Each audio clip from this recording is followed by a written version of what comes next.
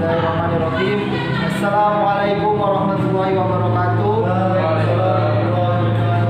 Innal hamdalillah nahmaduhu wa nasta'inuhu wa nastaghfiruh wa na'udzu billahi min shururi anfusina wa min sayyiati a'malina. Man yahdihillahu fala mudilla lahu wa man yudlil fala hadiya lahu. Asyhadu an la ilaha illallah wa asyhadu anna Muhammadan abduhu wa rasuluhu la nabiyya wa rasulahu ba'da. Allahumma shalli wa sallim ala rasulikal karim nabiyyikal amin sayyidina Muhammadin wa ala alihi wa ummatihi ila yaumiddin, amma ba'd. Faqala ta'ala fil Qur'anil Karim, a'udzu billahi minasy syaithanir rajim. Kuntum khayra ummah ukhrijat lin-nas ta'muruna bil ma'ruf wa tanhauna 'anil munkar. Qala Rasulullah sallallahu alaihi wasallam, balighu anni walau ayah. Shadaqallahul azim. Pertama yang kami muliakan para jamaah hadirin yang hadir di aula sini. Pertama kita ucapkan syukur alhamdulillah kehadirat Allah Subhanahu wa taala yang telah memberikan nikmat yang tiada hentinya, nikmat yang jika mana kita hitung tidak mampu dapat menghitungnya. Nikmat terbesar yaitu adalah nikmat iman, nikmat Islam, sehingga kita dengannya dapat bisa menjalankan perintah dan juga menjauhi larangannya. Dan juga pula nikmat sehat walafiat, sehingga kita masih dapat berkumpul di sini dalam rangka menuntut ilmu, dalam berlomba-lomba dalam kebaikan. Izinkan saya di sini ingin menyampaikan kultum mengenai keutamaan dan urgensi berdakwah. Seperti ayat yang tadi saya sampaikan di awal, dikatakan bahwasannya syarat daripada umat terbaik adalah orang-orang yang mengajak kepada yang baik, yang ma'ruf, dan juga mencegah daripada perbuatan yang munkar. Di dalam mengerjakan ibadah kepada Allah Subhanahu wa taala, kita dalam menjalankan perintahnya dan juga menjauhi larangannya, kita tidak cukup sampai di situ. Tetapi kita diperintah untuk peduli kepada yang lain. Di sekeliling kita, bisa jadi keluarga kita, anak-anak kita, maupun di masyarakat di sekitar kita. Sebagaimana di dalam Al-Quran sudah disebutkan di Quran surat Al-Imran ayat 104, dikatakan wal takum minkum ummatun yad'una ilal khairi wa ya'muruna bil ma'ruf wa yanhauna 'anil munkar wa ulaika humul muflihun. Dan hendaklah di antara kamu segolongan umat yang menyuruh kepada kebajikan, menyuruh kepada yang ma'ruf, dan mencegah dari yang munkar. Maka orang-orang yang seperti itu akan dikategorikan oleh Allah orang-orang yang beruntung. Orang-orang yang beruntung di sini adalah orang-orang yang mendapat pahala di sisi Allah yang terbaik. Tetapi dalam berdakwah juga dan dalam menasihati maupun mengajak orang kepada jalan Allah Subhanahu wa taala, kita harus memiliki narasi-narasi yang baik dan yang mencerahkan.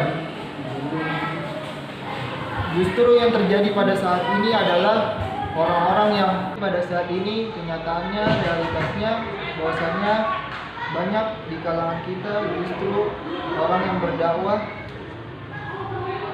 untuk menjadi ajang saling celah-mencela, menjatuhkan personal pribadi seseorang. Miris memang dikarenakan banyak yang berdakwah mengikuti hawa nafsu mereka, bukan mengikuti suri tauladan yang diajarkan oleh Rasulullah SAW. Rasulullah SAW memberikan petunjuk kepada kita, karena di dalam Al-Quran sudah dikatakan bahwasanya laqad kana lakum fi Rasulillahi uswatun hasanah liman kana yarjullahi wal yawmil akhir wadhkurullaha katsira. Sesungguhnya telah ada pada diri Rasulullah itu suri teladan yang baik bagimu, yaitu bagi orang-orang yang berharap rahmat Allah Subhanahu wa taala di hari kiamat, dan dia banyak menyebut Allah. Maka jikalau kita ingin mengikuti dakwah Nabi Muhammad SAW, maka ada di dalam Al-Quran bagaimana Rasulullah memberikan contoh cara berdakwah, bagaimana karakteristik beliau dalam berdakwah. Pertama-tama jika melihat di ayat Al-Quran surat Yusuf ayat 108, yaitu ud'u ilallah, maka ajaklah orang ke jalan Allah. Bukan ayatnya bukan ud'u ilaina, kepada figuritas, kepada mengajak orang untuk suka kepada orang, tapi murni untuk menyembah Allah, untuk mengajak kepada jalan Allah.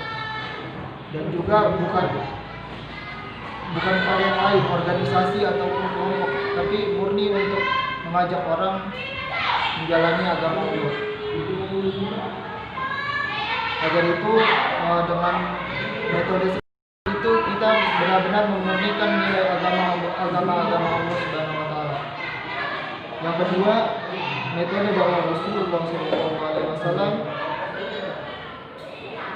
berada di Quran surat An-Nahl ayat 125 yang berbunyi ud'u ila sabili rabbika bil hikmah wal mau'izatil hasanah wajadilhum billati hiya ahsan inna rabbaka huwa a'lamu bima dhalla sabili wa huwa a'lamu bil muhtadin. Bunyi ayatnya, serulah manusia kepada jalan Tuhanmu dengan hikmah.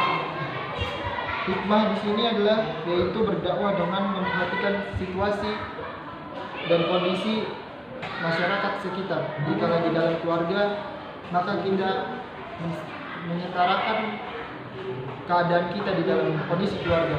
Jika kita di dalam lingkungan sekolah ataupun tempat pendidikan lainnya, kita juga harus menyetarakan personal kita. Dengan itu maka bahwasanya berdakwah dengan hikmah itu adalah tidak memaksa atau tidak menitik beratkan ajaran-ajaran Islam, karena di ayat yang lain disebutkan di Quran surat Al-Imran, walaupun safar dan galil dan qalbi lam fadil, dan sekiranya kamu bersikap keras dan berhati kasar, itulah mereka semua akan menjauh daripada dirimu. Itu adalah sebagian daripada metode dakwah Rasulullah SAW. Yang kedua ada dengan mau'izatil hasanah, yaitu dengan berdakwah dengan memberikan nasihat-nasihat atau keutamaan, balasan-balasan dalam berbuat kebajikan maupun balasan atau ancaman terhadap orang-orang yang mengerjakan kejahatan. Itu saja, sekian dari saya. Mudah-mudahan untuk yang singkat ini bermanfaat. Kurang lebihnya mohon maaf. Waalaikumsalam warahmatullahi wabarakatuh.